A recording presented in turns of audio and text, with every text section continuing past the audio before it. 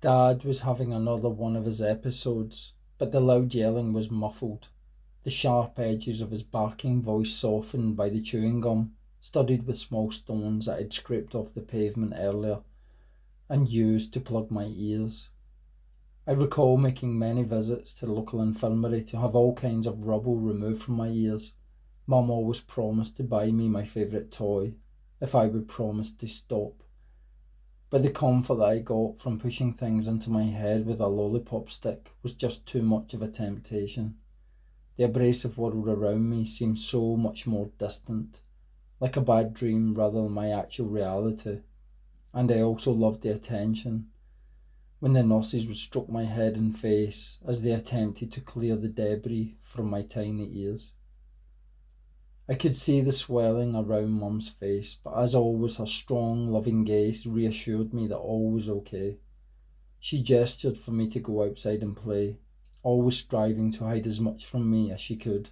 She knew how upset I got when she was hurt, but she also knew that I was a danger to myself when I tried in vain to protect her. I did as I was told and found myself immediately ambushed by the blindingly bright daylight, a stark contrast to the darkness that my father demanded, with the curtains always drawn shut. I stumbled off the colossal concrete steps, which were rough way beyond the edges, into the miserable space outside. I'd disappear into the wonderment of a 5-year-old boy's imagination until the muffled screams and shouts became white noise. I watched as a plane passed over me and I imagined being taken away, somewhere fun, somewhere safe. I let my imagination soothe me as I disappeared into my world of fantasy, a stark contrast to the realities of my existence and the grey landscape before me.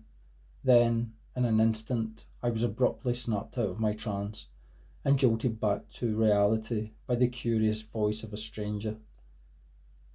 "Hey wee man, do you want to go on an adventure?" I turned around and saw a tall, dark shadow by the railings that surrounded our home.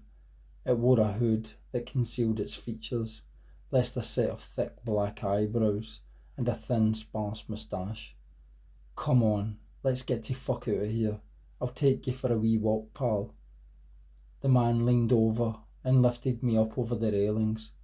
He grasped my hand tight and pulled me along faster than I was used to walking.